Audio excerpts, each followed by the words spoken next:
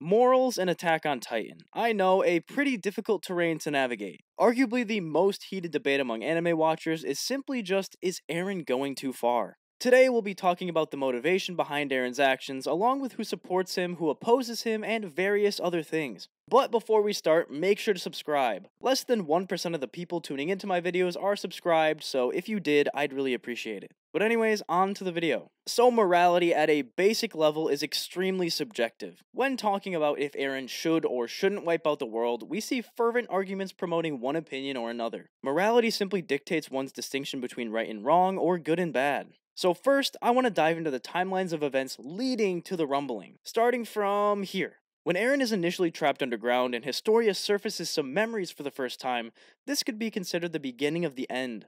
I think we can all agree the Eren we saw here was a strange version of him. He saw the memories, I'd assume he felt pretty awful afterwards, and he basically gave up all will to live. I mean, he straight up broke down and was yelling about how they should just leave him. My first thought seeing this scene was definitely that he was off his rocker. This, in comparison to how he starts to act going forward, however, really isn't that bad. Seeing Grisha's full memories at the end of Season 3 makes him question basically everything he'd known and stood for, as it was revealed that Titans are humans. Not just humans, but Eldians, restorationists, fathers, mothers, sons, daughters. And if Eren wasn't already defeated enough by seeing this, the memories that surfaced here definitely sealed the deal. We see a bit of what he remembered here, but the majority of it's really up to our imagination. Looking back on all this, I'd say that even without the memories he saw here, Eren would probably have turned out at least similar to the Eren we see in Season 4. He gained a hell of a lot of sympathy when he saw Grisha's memories, as we see at the end of Season 3. With this alone, you could already see how Eren changed drastically. So now that we know what led to Eren's actions and what caused him to change, let's talk about how he handled said change. A few flashbacks were shown from the time gap between Season 3 and 4, but things really heated up with Eren's attack on Marley. The action of taking Marley and their secret Titan seemed entirely justified. It was the first act against them, and it made sense with Eren's character to pull something off like this. Eren's never really been the type to typically include others, care about civilian casualties, or protect the peace. Since day one, Eren's been an extremely persistent, almost obsessive person. He has a goal, and as long as he lives, he'll see that goal achieved. Seeing the Levi squad and countless comrades wiped out in Season 1, then blaming himself for doing nothing, probably made him a lot less forgiving as well. So the attack on Marley, although led by essentially a different Eren, seemingly went according to his inner character. We even see Armin carry out Eldia's mission as well, and probably do even more damage than Eren. So at this point, Eren isn't really the bad guy. It's a coordinated joint effort between warriors of paradise. But when does that change? When does Eren unintentionally or intentionally become the villain? It's easy to tell Eren would have much rather done this mission alone instead of dragging his friends into it. Eren, although slightly hard to tell, is an extremely caring, passionate person.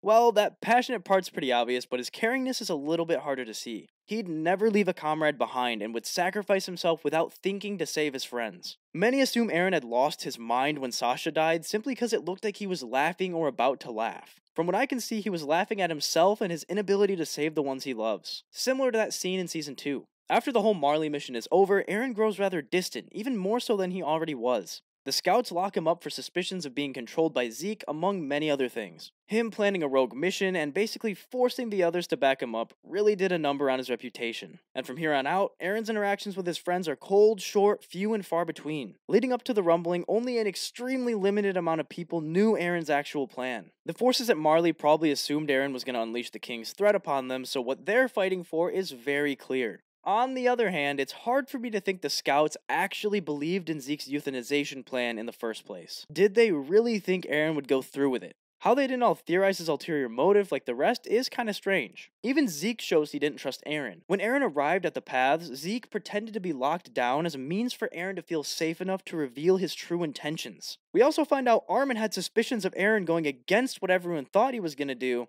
because Armin's just cool like that. I didn't see much capitalization coming from Armin and his theory though. He really only mentioned it like one time. This does bring up a quick question I'd like to know the answer to. If all of Eren's friends thought he was going to euthanize them, why were they fighting for this plan? Did they want to be euthanized, or were they just protecting Eren as usual without having any free thought of their own? Strange to me how they all fought hard for Eren up until his plan was seen, then they immediately backed down and decided we must stop him. I'd assume they did just protect him out of habit, or they really did want to go through with the euthanization plan. Drop a comment letting me know anyways. But this is where it all starts and ends. So what is Eren fighting for?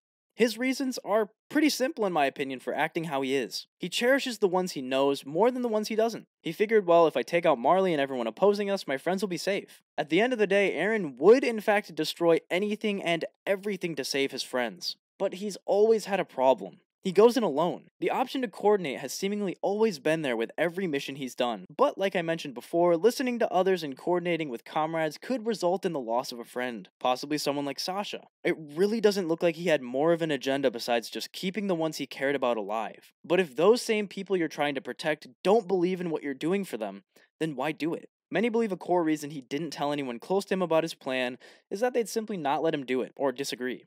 If in the beginning Eren brought this idea to the scouts, all of them would probably be like, no, that's crazy. It looks like everyone in the world opposes Eren's plan. They're all coming together to stop it. So with that being said, why does everyone oppose Eren? And why do the scouts oppose him? If he's fighting for you directly, why disagree? Well, they just don't see the cost of the entire world to be worth just them. Armin, Mikasa, and the rest just don't see genocide being justified. The Marleyans and everyone overseas have a great reason to oppose Eren as well. All of their lives are in danger, although there are definitely some people overseas that want to die for this cause. They're excited for the rumbling to come to them because it means all the captors and opposition would be exterminated. A pretty worthy cause to any restorationist. Same goes for the jaegers. They see how the rumbling is great for them. They get to live and everyone against them dies. A win-win situation depending on who you are. Flock, for example, sees nothing wrong with what Eren's doing because it just doesn't affect him. People like Daz and Sam, however, I can see being extremely beat up by what they're doing. Their faces, how they acted, and everything in the 10th episode of the second part clearly displayed feelings of horror. No one wants to go against a friend, let alone murder them. Even besides that, some Jaegerists probably don't see the rumbling as the good option. Same with how there are some scouts and Marleyans that do agree with Eren. It's a convoluted mess. An overwhelming majority of those in the show disagree with Eren, but we can't ignore those that don't. Now, what about the ones watching the show? I see the argument every day that Eren's motives are good or that they're bad. It's much more split than it is in the show. One of the many reasons people say Eren's justified is simply due to the Marleyan tyranny. They've been sending Titans to paradise for years and years, oppressing Eldians, murdering, and pillaging. At the end of the day, you get what you deserve, and that's exactly what Marley is getting. They've heard the threat of millions of Titans destroying them, but they played with fire. They went in anyways, seeing if somehow they could steal the Founder's power back quickly and safely. Eventually, after much destruction on Eren's friends and family, he snapped. As for all the innocent people that may die, it's just an unfortunate set of circumstances. Eren did distinctly warn every Eldian to run, hide, evacuate, because the rumbling is coming. We see Eldians frantically try and leave their internment camps throughout Marley, but most, if not all, see no success. There may be thousands, if not hundreds of thousands of Eldians that do in fact heed the warning well and make it somewhere safe.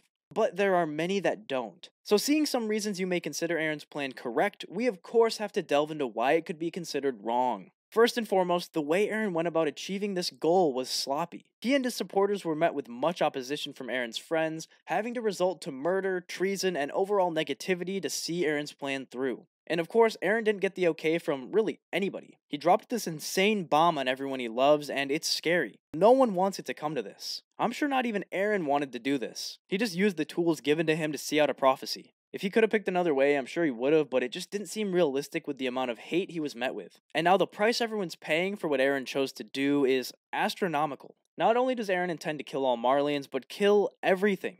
He wants to wipe the world completely clean. Who's Eren to decide that? The founding titan? God? Or just a 19-year-old kid who led a completely fucked up life? Doing what he thought was right until it just wasn't right anymore. There were ways around this decision he made. The entire wall didn't even have to come down. If the founder can do essentially anything, think of the possibilities. Out of a million things Eren could use his god powers for, why create the rumbling? It really is complicated, isn't it? Making this video, there are so many layers to it all that it's hard to choose a side. If not for the rumbling, Eren's friends and family would assuredly be met with destruction. But if Eren had prepared and communicated better, him and his team could have created a smart and powerful alternative option. Are all the lost lives really worth saving a few people? Is Eren's complete eradication of Marley and the Marleyan hate a step forward? Well, here's the moment you've all been waiting for. Also, I really appreciate you getting this far. What is my opinion? Hope you guys enjoyed this highly theoretical video. I should just title it The Rambling at this point. No? Alright, well, again, thanks for watching, and I'll see you in the next one.